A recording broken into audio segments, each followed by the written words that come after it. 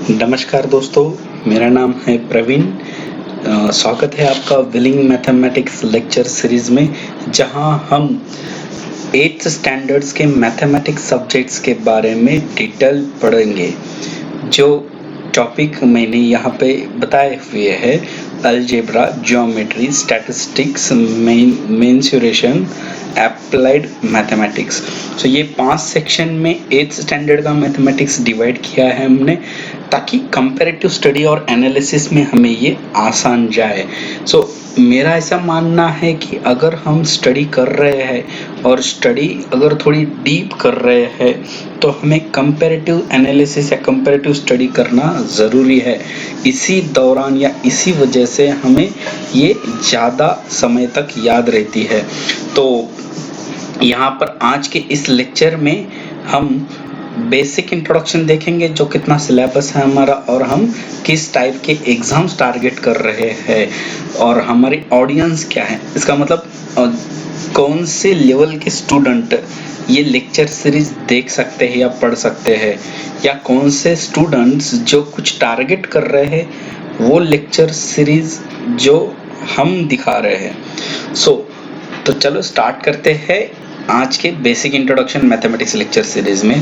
सबसे पहले देखेंगे अलजेब्रा सेक्शंस। अलजेब्रा सेक्शंस जबकि मैथमेटिक्स में बेस माना जाता है। मैथमेटिक्स के कोई भी एग्जाम हो या कौन से ही स्टैंडर्ड के एग्जाम हो, मैथमेटिक्स सब्जेक्ट्स के कौन से भी स्टैंडर्ड के एग्जाम हो, उसमें अलजेब्रा सेक्शन हाईली वेटेड रहता है। फॉर एग्जाम्पल, जैसे अपने सिलेबस में 8th क्लास के सिलेबस में नंबर सिस्टम ये एक स्ट्रॉन्ग माना जाता है।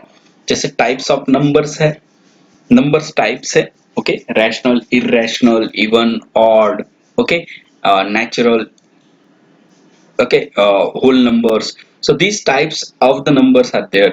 So these types, and based on these types हम डिफरेंट ऑपरेशन कर सकते हैं। बहुत सारी कॉम्पिटिटिव एग्जाम में भी इन पे सवाल पूछे गए हैं। ये एक हाईली वेटेज माना हुआ टॉपिक है। उसके बाद फिर प्रॉपर्टीज ऑफ दीज नंबर्स, जो अभी टाइप हमने बताए थे। फिर ऑपरेशंस ऑन दीज नंबर्स, किस टाइप के ऑपरेशंस हम परफॉर्म कर सकते हैं, जैसे डिवीजन है, फ्रैक्शन है, एडिशन है, सब्सट्रैक्शंस है। ये डिफरेंट टाइप्स ऑफ नंबर्स पर है। जैसे रैशनल नंबर्स, दो रैशनल नंबर की एडिशन। फॉर एग्जांपल्स, दो नंबर्स की एडिशन हम देखते हैं 2 + 3 = 5। So like this. So different types of number system की प्रॉपर्टीज क्या है और उन पे ऑपरेशंस क्या है। इनके एप्लीकेशंस मतलब ये कहाँ यूज में आते हैं ये number systems. Playing with numbers, इसका मतलब नंबर्स पे ही कुछ हम एक्स्ट्रा ऑपरेशंस करेंगे। जैसे आपने पजल देखा होगा, पजल आजकल व्हाट्सएप में, मतलब लॉकडाउन के कारण व्हाट्सएप में बहुत सारे पजल्स आते हैं मैथमेटिक बेस्ड। तो ये पजल सॉल्व करना मतलब प्लेइंग विथ नंबर्स ही है। किस में कितना बढ़ाना, किस में कितना घटाना, किस में कितना बना के भेजना, और ऐसे कुछ नंबर्स के पजल्स आजकल व्हाट्सएप पे बहुत सारे आते हैं। प्लेइंग विथ नंबर्स उसे ही कहा जाता है। ये एक डेली लाइफ में के एप्लीकेशंस बताते हैं नंबर सिस्टम पर, वो हम देखेंगे। उसके बाद अलजेब्रिक एक्सप्रेशंस। ये अलजेब्रिक एक्सप्रेशन थोड़ा स्लाइटली हायर, जस्ट एक सेकेंड, यस। ये अलजेब्रिक एक्सप्रेशन नंबर सिस्टम का एक थोड़ा हायर वर्जन, जैसे हायर स्टेप कह सकते हैं। नंबर सिस्टम मतलब सिर्फ नंबर हम बताते हैं, जैसे नंबर यहाँ पे कोई नंबर है, ओके, यहाँ हम अगर नंबर 2 है, ये नंबर 2 है, तो अलजेब्रिक एक्सप्रेशन किसी वेरिएबल्स या इसको कंसिडर किया जाता है। ये इसका एक्सप्रेशन बन जाता है 2x। कोई भी एक वेरिएबल इसको अगर हम लगा ले, तो x की वैल्यू 1 हो सकती है या कुछ भी हो सकती है, 0 भी हो सकती है। ये अलजेब्रिक एक्सप्रेशंस है, ये हम डिटेल में आगे देखेंगे। जब यहाँ पे इसको वेरिएबल कह सकते हैं जिसकी वैल्यू फिक्स्ड नहीं है, वेरिएबल है। एक वेरिएबल हम नॉर्मली कैरेक्टर्स में यूज करते हैं। इसी तरह हम अलजेब्रिक एक्सप्रेशन डिफाइन करते हैं। दोस्तों, हम स्टेप बाय स्टेप सिलेबस पढ़ रहे हैं, समझ रहे हैं बेसिक्स में। मैं बहुत शॉर्ट में करने की कोशिश कर रहा हूँ, जस्ट आपको ओवरव्यू हो जाए। नंबर सिस्टम मतलब हम जो नंबर लाइन पे नंबर देखते हैं, जो डेली लाइफ में हम नंबर्स यूज करते हैं काउंटिंग में, ओके, वो नंबर्स के कितने टाइप होते हैं, कितने टाइप के नंबर होते हैं, उनके प्रॉपर्टीज क्या है, उनके ऑपरेशंस कैसे परफॉर्म करते हैं। जैसे 2 + 2 4 होता है, ये ऑपरेशन हम करते हैं। वैसे और कितने कितने टाइप के नंबर्स है, उनके ऑपरेशंस क्या हो सकते हैं। फिर अलजेब्रिक एक्सप्रेशन, जो नंबर्स में वेरिएबल्स कंबाइन करके हम डिफाइन करते हैं, अलजेब्रिक एक्सप्रेशंस। सो इसके पॉलिनोमियल्स, जो पॉलिनोमियल अलजेब्रिक एक्सप्रेशन की एक अगली स्टेप मानी जाती है, जिसमें हम वेरिएबल्स के पावर्स को डिफाइन करते हैं। उसको डिग्री कहते हैं, डिग्री। यहाँ पे डिग्री कहते हैं इसको, ओके। सच एज x स्क्वायर, 2x स्क्वायर, so it's one type of polynomial. तो इसमें वेरिएबल्स प्लस टर्म्स, ये सिंगल टर्म होगा एक्सप्रेशन के, तो इससे मल्टीपल टर्म भी हो सकते हैं। सो ये पॉलिनोमियल। तो ये हमारे सिलेबस लिमिटेड है इतना अलजेब्रिक, अलजेब्रा में क्या देखा हमने, number system, algebraic expressions and polynomials. दोस्तों घबराइए मत, अभी ये डिटेल में अगर आइडिया क्लियर नहीं हुई तो घबराने की कोई बात नहीं है। हम ये चीजें डिटेल में सीखेंगे। जैसे अलजेब्रिक एक्सप्रेशन मतलब कोई भी एक नंबर्स है, उसके मल्टीप्लिकेशन में वेरिएबल्स है, और वो वेरिएबल्स की वैल्यू 0 1 2 3 कुछ भी हो सकती है। Sorry for the surrounding disturbance. So just concentrate on my voice or on my lectures so that you will not face any difficulty. So now polynomials. So polynomials matlab the degree or the power of the variables as well as the number of terms in the expression. Okay, these expressions. So number of terms like 2x plus 3, 2x plus 3, this is also one algebraic expression, but polynomial it means that if it's equal with the any values, so this is a polynomial.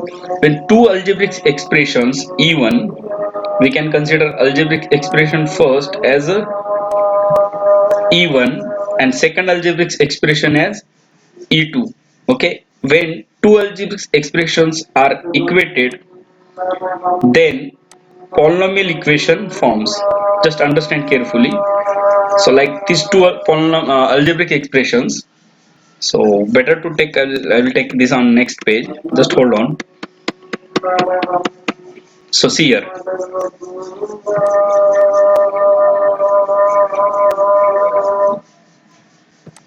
Yes. So let's consider two algebraic expression. Okay. First expression might be 2x plus 3. Okay. So better to take like this. So first algebraic expression 2x, okay, plus 3. And second algebraic expression might be like anything 7y, okay, 7y square. I can't write, can write like this square, 7y square minus 4, okay, minus 4y. Okay, consider these two are expressions e1 and e2. When we equal it, make equal these two expressions, e1 is equals to e2, equating or comparing any two expression e1 and e2, so these termed as the polynomial. Okay, so it's a polynomial, and we'll see many applications and many things regarding with the polynomials and expressions. So just understand this. So these are algebra, this introduction about the algebra. Then moving to the geometry, that the most second highest and interesting part in the mathematics. Geometry, which will consider the points, lines, and then angles. So points forms lines, multiple points, and with the multiple lines intersecting with the different angles at different sections, then it forms an interior or exterior angles. So we will see in detail about the point angles and their related theorems, such as parallel lines, non-parallel lines, and some transverse lines. So all these things we are going to learn in the geometry part. So then moving to the circle. So that circle, all the points from the one point at that common distance, we know that the definition of circle. So हम circle के बारे में पढ़ेंगे, circle फिर उसके segment, tangent, okay, and area about the circle. So then moving to the triangle, like circle, I'm going to define here. So in detail we'll see in other parts. So circle, it's here, we can see here shapes. In shapes it's a circle, okay. So it's a circle. So about circle, what we are going to learn. So for example, circle, we know that the radius, okay, r, if r is the radius given, then we can find the diameter easily by multiplying two, twice of that radius. Then finding the segment or finding the perimeter of the circles, and all these thing property related to circle we are going to learn in this part. So tangent and the area of circle, like this things we are going to learn. So later on we'll see triangles. So triangles में important है interior angle और exterior angle. Triangles में important है interior और exterior angle. Sum of interior angles or exterior angles, and congruent of triangles, and the properties of triangles, okay. So types of triangles, so these, all these things we are going to learn in this. So theorems, properties and congruent, and मुझ पे ध्यान भरोसा रखिए कि geometry topic अगर आपको grip करनी है तो प्रॉपर्टीज और theorem most of the important in the geometry sections. If you have grip in the your properties and theorems in the geometry, then you can easily solve any question. So geometry sections में हम property और theorem अच्छे से अगर कर पाए तो हम ज्योमेट्री के कोई भी डिफिकल्ट से डिफिकल्ट क्वेश्चन आसान बना सकते हैं. सो चलते हैं क्वाड्रिलेटरल की तरफ. सो ट्रायंगल्स, जैसे देखा हमने लाइन बाय लाइन जा रहे हैं, पहले पॉइंट पढ़ा, फिर लाइन, फिर एंगल्स बिटवीन लाइन, फिर ट्रायंगल्स, फिर क्वाड्रिलेटरल और फिर सर्कल. सो इस टाइप की तरह हम पढ़ेंगे.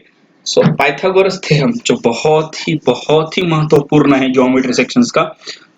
Pythagoras theorem right angle triangle पे ही यूज किया जाता है. वो थ्योरम हम डिटेल में पढ़ेंगे और उस पे कई सारे घुमाए हुए क्वेश्चंस की प्रैक्टिस भी हम कर लेंगे.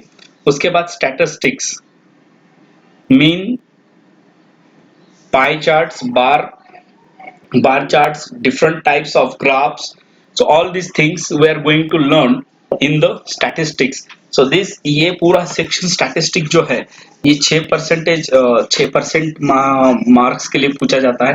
ये टोटल 100% है यहाँ पे क्वेश्चंस के पूछने जाने की. So उसमें अलजेब्रा सबसे ज्यादा 38% तक क्वेश्चन पूछे जाते हैं. किस एग्जाम में?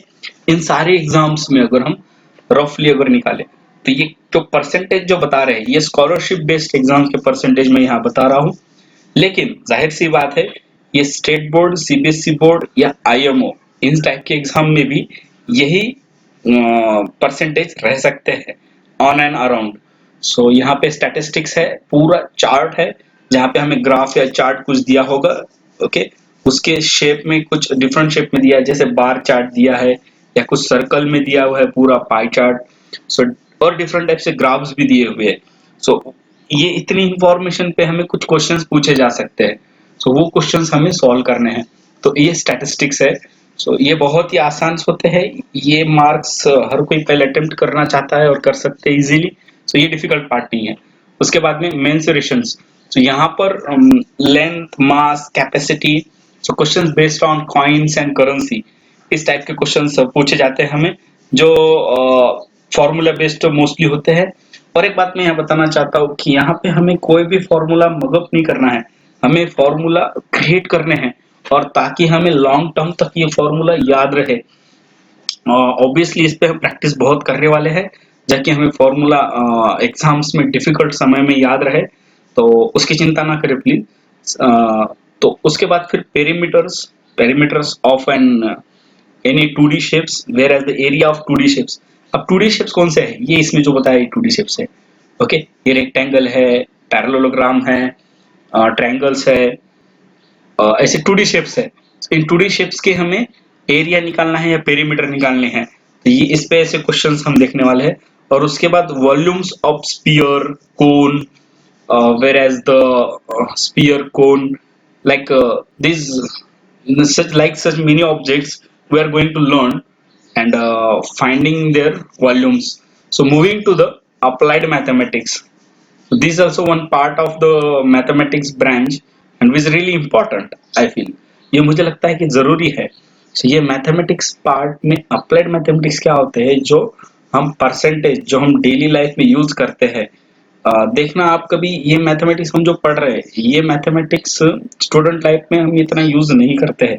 हाँ, हालांकि नंबर सिस्टम अलजेब्रा हम अपने डेली रियल लाइफ में यूज करते हैं, लेकिन ज्यादातर हमें संबंध किन चीजों का आता है. तो जैसे अप्लाइड मैथमेटिक्स का हमें आ सकता है जब अगर हमारे फैमिली अगर ऑब्वियसली हमारे फैमिली में पेरेंट्स कोई बिजनेस करते हो या कोई भी जॉब कर रहे हैं तो उन्हें इन चीजों का कनेक्शन जरूर आएगा.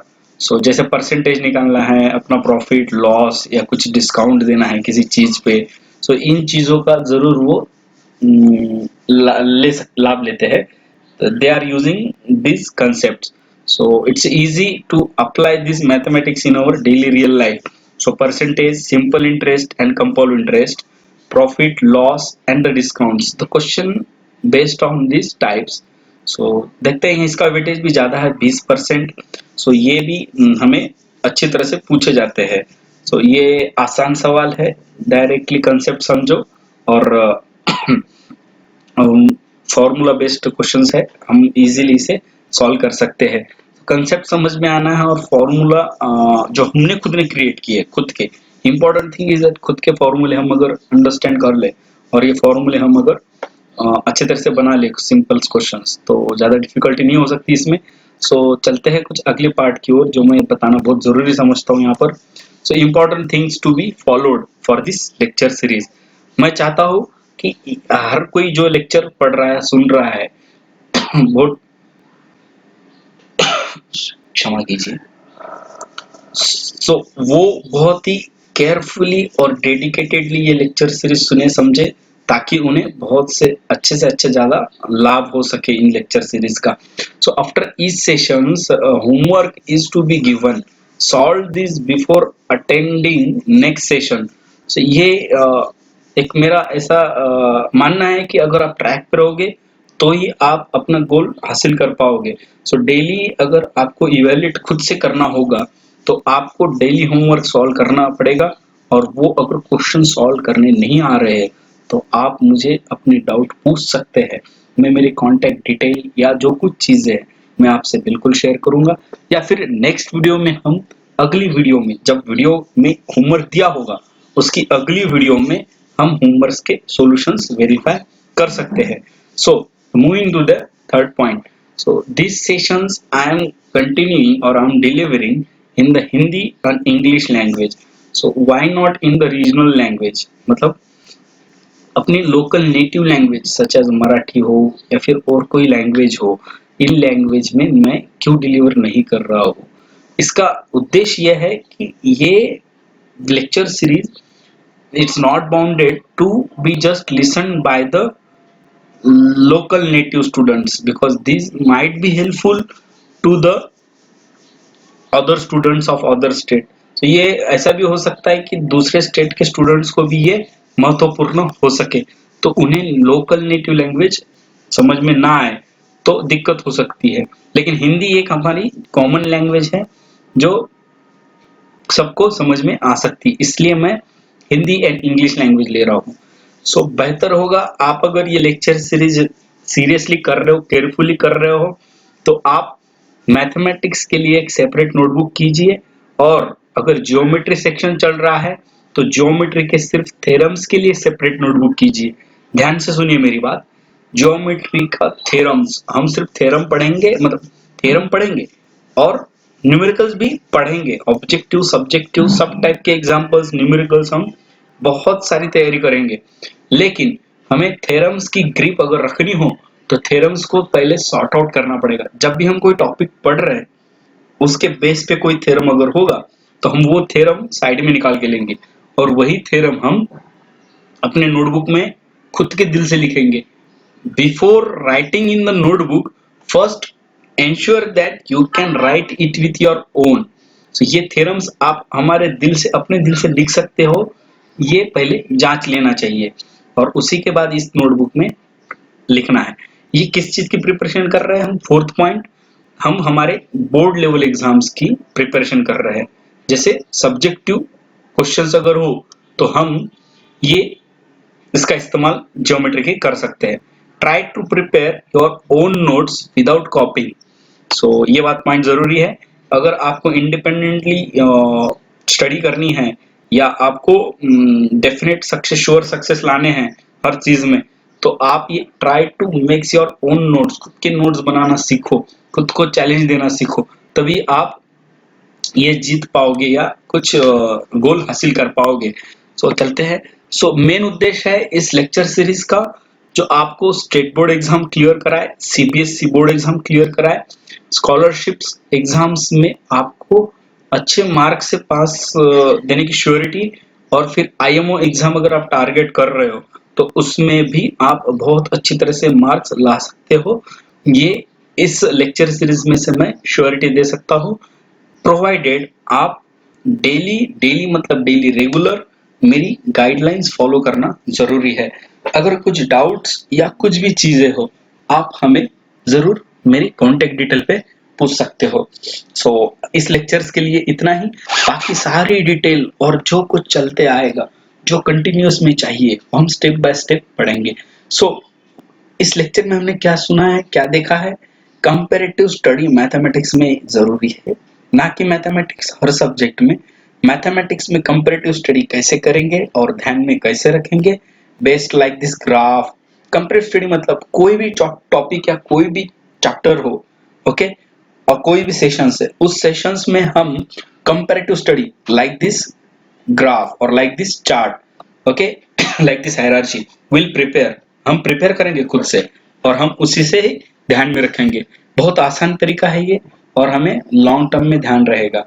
नो कंफ्यूजन, नो मगअप, कोई भी रट्टा मारने की जरूरत नहीं है। हम आसानी से सब करेंगे और अच्छे से अच्छे मार्क्स हम हमारे टारगेट एग्जाम में लेके आएंगे। सो अगली सेशंस में हम इन एग्जाम्स के बारे में थोड़ा डिटेल, ज्यादा नहीं, थोड़ा डिटेल ओवरव्यू देंगे, क्या पैटर्न होता है, कैसा होता है और कैसे तरह से हम क्वेश्चंस पूछे जा सकते हैं। So next session onwards we are starting with the algebra like number system chapter. So उसमें हम डिटेल में सब चीजें पढ़ेंगे नंबर सिस्टम्स के लेक्चर्स के लिए। सो इसमें कितने लेक्चर्स लगने वाले हैं, कितने आवर्स लगने वाले हैं, ये सारी डिटेल में आपको अगले लेक्चर्स में बताऊंगा। लेकिन एक बात बताना चाहता हूँ, I am not bounded to the specified lectures, क्योंकि इसमें कॉन्सेप्ट्स कुछ ज्यादा डीप में जाती है, एग्जांपल्स कुछ ज्यादा लेते हैं, तो उसमें कोई गलत या बुरा नहीं है। अगर आपको आता भी हो तो प्लीज स्किप ना करें, आप अच्छे से समझे, अच्छे से रिवाइज करें, यही मेरी आपसे गुजारिश है। और फॉलो कीजिए हर lecture series. So next lecture onwards we are going to learn the number system.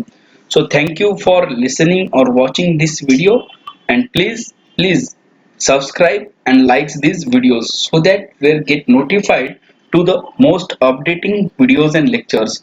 Thank you for watching this video.